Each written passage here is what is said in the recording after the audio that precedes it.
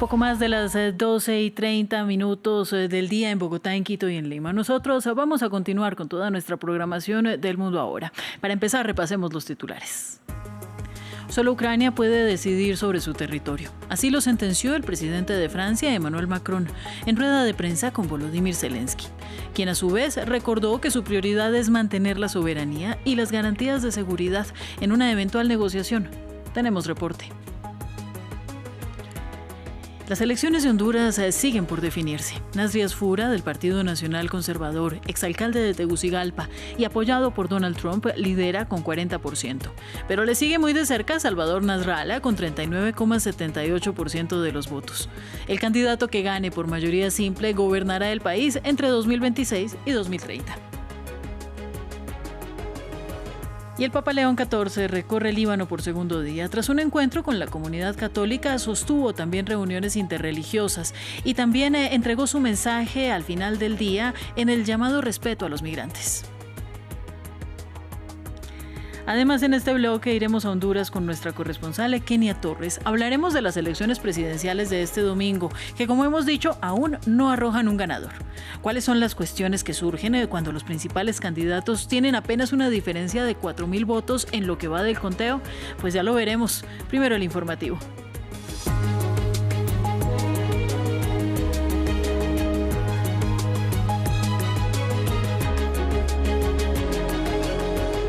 Y como veníamos diciendo, Volodymyr Zelensky se reunió en París con el presidente Emmanuel Macron. Al término de su encuentro, ofrecieron una rueda de prensa conjunta, en la que Macron sentenció que solo Ucrania puede decidir sobre su territorio. Por su parte, Zelensky dijo que se concentra en mantener la soberanía y las garantías de seguridad frente al plan de paz de Trump que sugiere la pérdida de territorio ante Rusia. Nos ampliaba nuestra periodista en París, Natalia Ruiz. Volodymyr Zelensky fue recibido por Emmanuel Macron el día de hoy aquí en el Palacio del Elíseo. Ambos mandatarios tuvieron una reunión bastante larga en donde también tuvieron oportunidad de discutir por teléfono o por videoconferencia con otros líderes europeos como el primer ministro del Reino Unido, así como también el canciller alemán Friedrich Merz. En esta reunión también estuvieron Ursula von der Leyen y Antonio Costa, los dos representantes de la Unión Europea. Pero no solo eso, también discutieron con los dos enviados, el de Ucrania y el de Estados Unidos. Se trata de Steve Witkoff y de Rustem Umerov, quienes estuvieron en una reunión importante el día de ayer, allí en la Florida, junto con Marco Rubio. En todo caso, al término de esta reunión el día de hoy, Emmanuel Macron simplemente dijo que ya se había llegado al final de todo lo que eran los trabajos en torno a esas garantías de seguridad que podría brindar la coalición de voluntarios, esa coalición que incluye a 35 países junto con Ucrania, una vez se logre un cese al fuego, pero que es necesario que se trate de un cese al fuego que pueda llevar a una paz justa y duradera, más teniendo en cuenta, y eso lo recalcó Volodymyr Zelensky, que Rusia en cualquier momento puede violar esa paz en caso de que ésta llegue a decretarse. Ahora lo que resta saber es qué va a terminar saliendo, cuál va a ser la conclusión de la reunión entre Steve Witkoff y el presidente de Rusia, Vladimir Putin. Ellos han de reunirse este martes en Moscú y en todo caso consideran que es de lo que se obtenga allí se sabrá si sí hay o no una voluntad por parte de Rusia de poner fin a esta guerra. En tanto, la jefa de política exterior de la Unión Europea, Kaja Kallas, advirtió que presionar a Ucrania para que haga concesiones en las negociaciones de paz no beneficia ni a Kiev ni a la Unión Europea.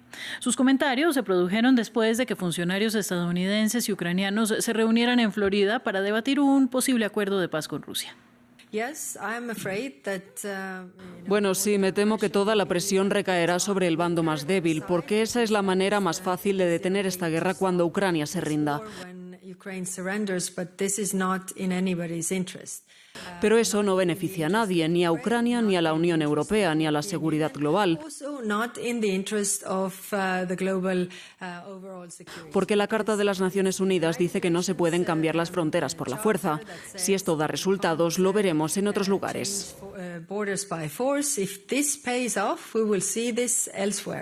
Más noticias. La policía española dijo que desmanteló la primera célula conocida en el país vinculada a The Base, un grupo supremacista blanco designado como terrorista en la Unión Europea. 3 personas fueron arrestadas y su líder encarcelado en la provincia oriental de Castellón.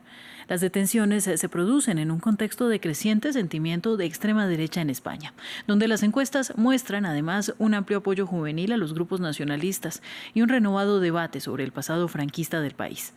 La Base es un grupo neonazi fundado por Rinaldo Nazzaro en 2018 en Estados Unidos, que busca el colapso de las instituciones democráticas mediante ataques violentos. Y vamos a noticias de América Latina. Nasri Asfura, candidato del Partido Nacional Conservador, respaldado por el presidente estadounidense Donald Trump, lidera por el momento en las elecciones presidenciales de Honduras. Acumula 40% de los apoyos con más del 56% de los votos escrutados. Sin embargo, el exalcalde de Tegucigalpa, de 67 años, es seguido de cerca por el candidato del Partido Liberal Salvador Nasralla, con el 39,78% de los votos. Rishi Moncada, del Partido Gobernante Libre, está en tercer lugar con el 19,18%. El candidato que gane por mayoría simple gobernará el país entre 2026 y 2030. Esta es una noticia en desarrollo. Nos dirigimos ahora al Líbano, donde el Papa León XIV realizó su segunda jornada de visita oficial en el país del Cedro. Entre las etapas más destacadas de su recorrido, su visita a la tumba de San Charbel, importante santo libanés, y al santuario de Harissa, además de encuentros interreligiosos. Los detalles en este informe de Maxime Pluvine.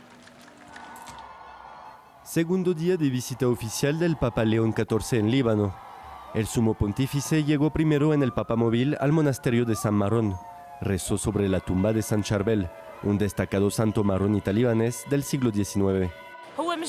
Él no viene solo por nosotros los cristianos, viene por todo el Líbano. Esperamos que todos se mantengan unidos y que este país pueda vivir en paz y con amor, y eso es todo.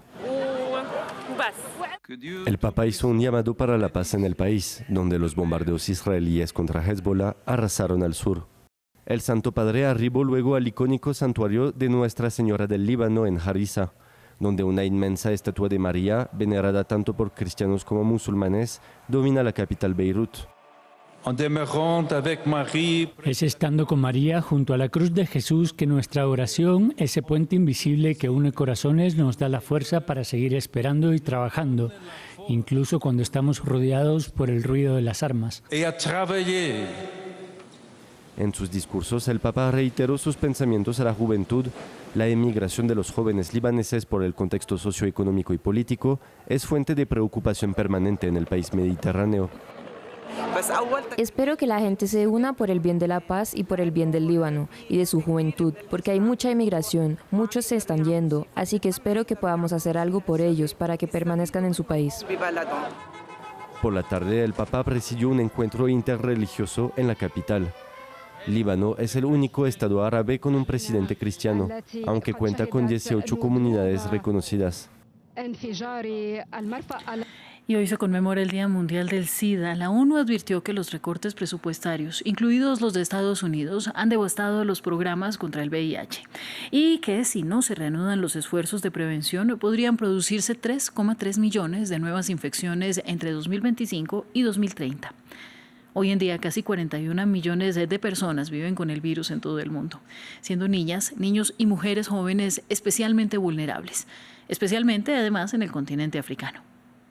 Tras décadas de avances, la ONU ha advertido de que la lucha contra el VIH se encuentra en una encrucijada. Antes del Día Mundial del SIDA, la directora ejecutiva de ONU-SIDA declaró que los recortes en la financiación internacional, incluidos los de Estados Unidos, han obstaculizado la respuesta mundial al VIH. Since the abrupt pause by the United States in February, desde la repentina pausa de Estados Unidos en febrero, el complejo ecosistema que sustenta los servicios relacionados con el VIH en docenas de países de ingresos bajos y medios se ha visto sacudido hasta sus cimientos. Las clínicas cerraron sin previo aviso, miles de trabajadores sanitarios se enfrentaron a la pérdida de sus puestos de trabajo o de sus salarios, y los servicios de pruebas, tratamientos y prevención que salvan vidas sufrieron interrupciones generalizadas y continuas. Experienced widespread and continuing disruption. Según ONU-SIDA, la distribución de medicamentos preventivos se redujo drásticamente desde los recortes. Disminuyó un 31% en Uganda, un 64% en Burundi y un 21% en Vietnam. Hoy en día, casi 41 millones de personas viven con el VIH en todo el mundo. El año pasado se produjeron 1,3 millones de nuevas infecciones y alrededor de 9 millones de personas siguen sin recibir tratamiento. Los niños y las mujeres jóvenes son especialmente vulnerables, sobre todo en la región de África. Across 13 countries, en 13 países, el número de personas que han iniciado recientemente el tratamiento ha disminuido en comparación con el año pasado. Se han registrado casos de agotamiento de suministros de kits de pruebas del VIH y medicamentos en países como Etiopía y la República Democrática del Congo. Los servicios de prevención, que ya estaban sometidos a una gran presión antes de la crisis, han sido los más afectados. ONU-SIDA ha advertido que el fracaso en la recuperación de los esfuerzos de prevención podría dar lugar a 3,3 millones de nuevas infecciones por VIH entre 2025 y 2030. Y vamos a Asia porque ya son más de 1.000 fallecidas y fallecidos y centenares los desaparecidos por la causa de las inundaciones catastróficas que actualmente afectan al sudeste asiático. En Indonesia, la Agencia de Gestión del Desastre actualizó un balance de al menos 604 muertos y 464 personas desaparecidas. Los detalles en este informe. Poco a poco, el agua se retira de esta aldea indonesia en la isla de Sumatra, dejando atrás un paisaje devastado. Un espeso lodo cubre todo, haciendo la tarea de recuperar cualquier cosa aún más difícil.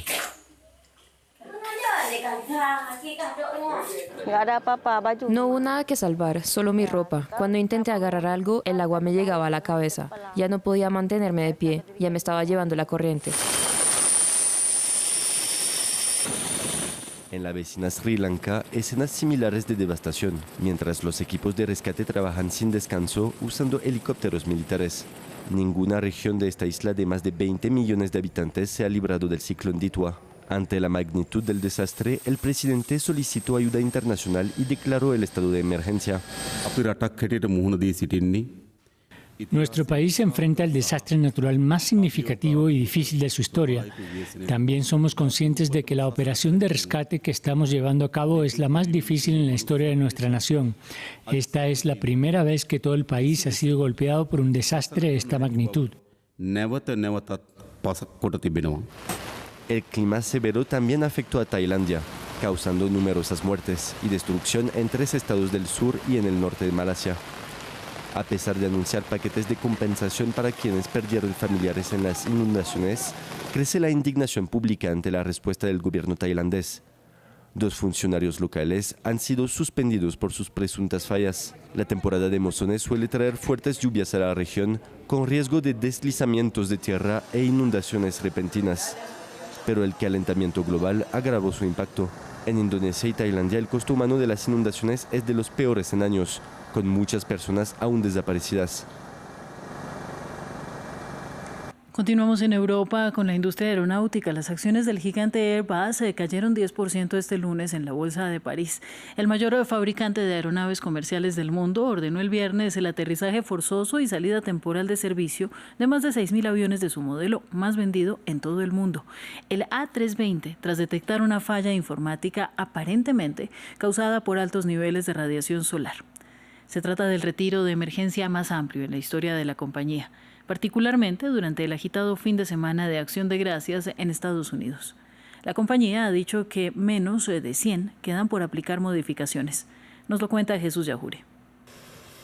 Una falla por radiación, 6.000 aviones afectados y la caída en picada en el valor del mayor fabricante de aviones comerciales del mundo. Las acciones del gigante europeo Airbus cayeron 10% este lunes en París, tras un fin de semana frenético en el que al menos la mitad de la flota mundial de aviones fueron retirados de servicio tras detectarse una falla informática en el modelo A320, provocada por altos niveles de radiación solar. Se trata del formato más vendido por Airbus y la falla provocó retrasos o cancelaciones de vuelos en todo el mundo. La compañía dijo el lunes que menos de 100 esperaban por actualizaciones en software. De un total de aproximadamente 6.000 aeronaves afectadas, la gran mayoría ha recibido las modificaciones necesarias. Trabajamos con nuestras aerolíneas clientes para apoyar la modificación de las menos de 100 aeronaves restantes y garantizar que puedan volver a entrar en servicio. El 30 de octubre, un A320 operado por JetBlue con ruta entre Cancún y Newark en Estados Unidos cayó en picada repentinamente y debió aterrizar de emergencia en Tampa, Florida. Una experticia determinó una vulnerabilidad informática causada por la radiación solar, que corrompía la data crítica de altitud de la aeronave. Al menos 20 aerolíneas cuentan con modelos A320 en sus flotas. El fabricante europeo apuró cambios en el software más rápido de lo esperado, evitando una crisis prolongada.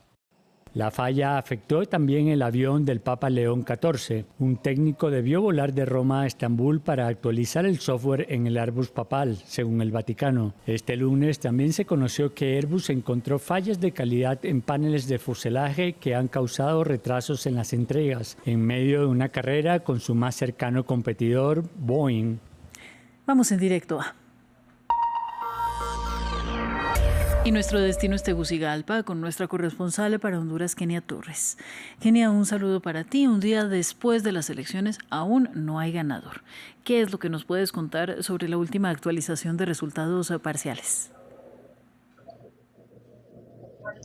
¿Qué tal, Ángela? ¿Cómo estás? Me da muchísimo gusto saludarle y precisamente en este momento nos encontramos en el seno del Consejo Nacional Electoral. En cualquier momento podrían aparecer allá al fondo los 3 consejeros del Consejo Nacional Electoral para un segundo cómputo, ya que hasta el momento hemos tenido uno solo. De hecho, todavía no se ha actualizado la página oficial donde la ciudadanía puede ir viendo el resultado de estas elecciones. Pero de acuerdo, Ángela, al último cómputo sigue el candidato conservador del Partido Nacional, Nasri Asfura, a la cabeza de estas elecciones con el 40.03%, lo que representa 735.703 votos. Pero en el segundo lugar está el candidato del Partido Liberal, Salvador Nasralla. Ve lo estrecho que son los resultados: 731.527 votos, lo que representa el 39.78% de las mesas electorales que hasta el momento han sido contabilizadas por el Consejo Nacional Electoral. Estamos hablando de una diferencia apenas de 4.000 votos. Esa es la diferencia en este momento entre los dos candidatos que se perfilan como el virtual ganador de estas elecciones. Se ha quedado relegada en un tercer lugar la candidata Rixi Moncada con 352.832 votos, que representa 19.18%. Ese es el conteo oficial, Ángela, que hasta el momento se mantiene por parte del Consejo Nacional Electoral, y bueno, nos han dicho por acá que en cualquier momento se va a dar un segundo cómputo. Bueno, pues estamos atentos a ese segundo cómputo. Voy a volver contigo, Kenia, pero mientras tanto conversemos de algunos otros temas. ¿Qué han dicho por ahora los principales candidatos, por ejemplo? Así es, fíjate que en el caso de Nasri Asfura, él se mantuvo, nosotros lo pudimos constatar hasta aproximadamente las 4 de la mañana en el búnker que ha preparado junto a sus simpatizantes y a su propio centro de cómputo. De hecho, se retiró a esa hora de la madrugada, un tanto molesto, esperando esa segunda comparecencia del Consejo Nacional Electoral que nunca se dio. Quien sí se ha mantenido muy activo, tanto en sus redes sociales como en constantes conferencias de prensa, es Salvador Nasralla, que de hecho ha hecho una última publicación en su red oficial X y dando a conocer su propio conteo. De acuerdo a él, pues ya supera el 1.000.000 de votos. Sin embargo, por supuesto, siempre se está pidiendo la calma y la tranquilidad a la ciudadanía, incluso por parte de los observadores que andan acá, a esperar el conteo oficial del Consejo Nacional Electoral, pero sí se han mantenido tranquilos. Y en el caso de la candidata Rixi Moncada, ha dado a conocer que dará una conferencia de prensa para referirse precisamente a estos resultados preliminares. Y finalmente, ¿cómo se lee este cabeza a cabeza de Asfura y de Nasralla y ese tercer lugar para el oficialismo según estos resultados parciales de los que venimos hablando?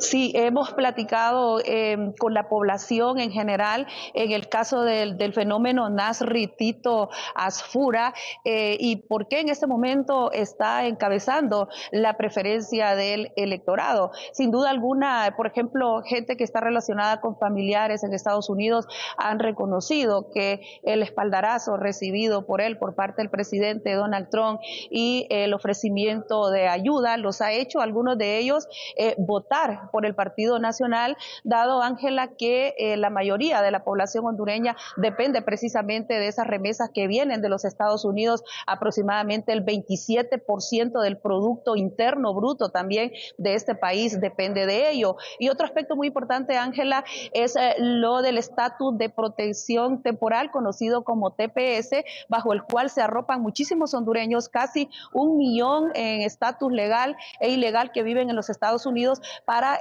poder trabajar de manera libre y que en este momento está en suspenso. Y en el caso de Salvador Narrala, pues se cree que está siendo beneficiado con ese voto que quería un cambio.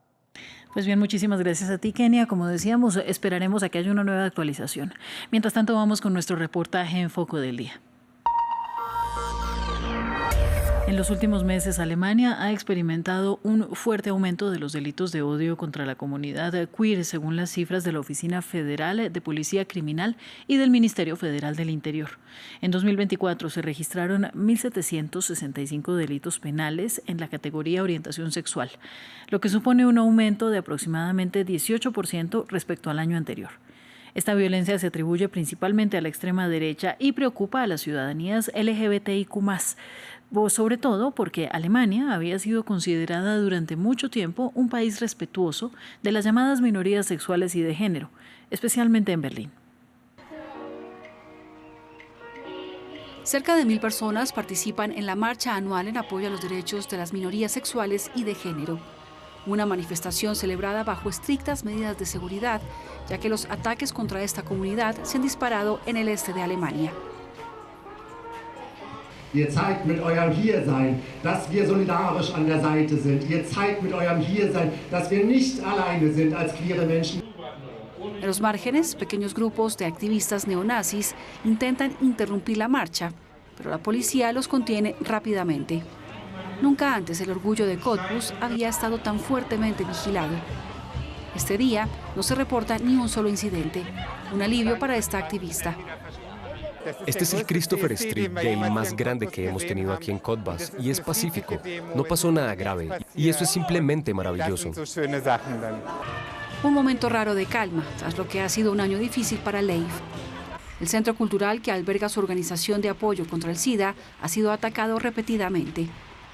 Las banderas arcoíris que se exhiben en la fachada suelen ser arrancadas. Pocos días antes de la marcha se produjo un incendio en la entrada del edificio. La policía está investigando. Aún no está claro si el fuego fue provocado o no. En esta región, el auge de la extrema derecha ha afectado profundamente a la comunidad queer. No es solo el partido de extrema derecha AfD quien está detrás de esto. La opinión pública misma ha cambiado mucho. Todo lo que hemos logrado en los últimos años en términos de libertad, de igualdad, se está cuestionando nuevamente.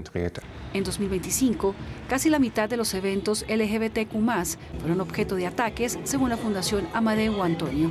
Solo en Brandeburgo, las agresiones contra minorías sexuales se han triplicado en apenas 2 años. Pero incluso en Berlín, la homofobia va en aumento. En el corazón de Neukölln, este café ha sido atacado repetidamente. Recientemente se ha desplegado allí una unidad de protección policial. Esvásticas, escupitajos, manchas de pintura. Y el invierno pasado, entre otras cosas, alguien lanzó un extintor por la ventana. D'Angel se mudó a Berlín hace más de 10 años, atraído por su espíritu de tolerancia. Pero la inseguridad se ha convertido ahora en parte de la vida diaria, para él y para Kay, una clienta habitual del café. Según los servicios de inteligencia, la comunidad está siendo atacada no solo por la extrema derecha, sino también por grupos religiosos. Lo realmente difícil ahora es que antes sabíamos qué esperar en ciertos barrios conflictivos. Pero ahora enfrentamos violencia y discriminación de la extrema derecha, incluso en zonas donde solíamos sentirnos seguros.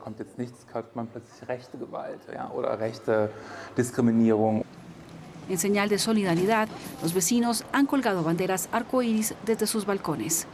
Las banderas solían exhibirse cada año en el Parlamento alemán durante el mes del orgullo, pero el Bundestag, ahora dominado por conservadores, suspendió la tradición este año, un golpe para la comunidad, especialmente para personas como Bash, que huyó de una dictadura para vivir abiertamente como hombre gay. Desde que llegó a Berlín, este cantante kurdo sirio finalmente se sintió libre para perseguir sus sueños y su carrera musical. En Irak, tocar música me causó enormes problemas, pero en Berlín fue todo lo contrario. Todos festejaban conmigo. Por ahora, Bash se siente seguro en su barrio, pero le preocupa el futuro ante la creciente tensión política sobre los temas LGBTQ+. Es incómodo, sinceramente.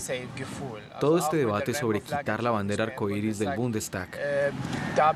Esa bandera solía simbolizar aceptación y ahora me pregunto, ¿ya no soy bienvenido aquí?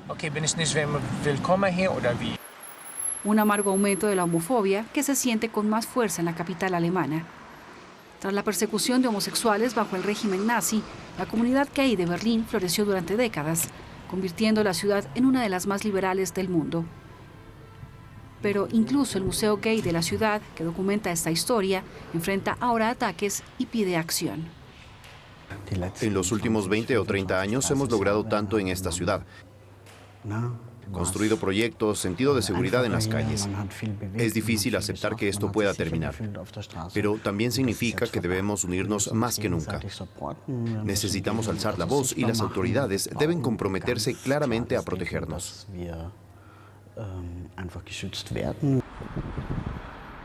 En Berlín, la policía ha creado unidades especiales para combatir los delitos homófobos, un modelo que otras regiones podrían adoptar pronto.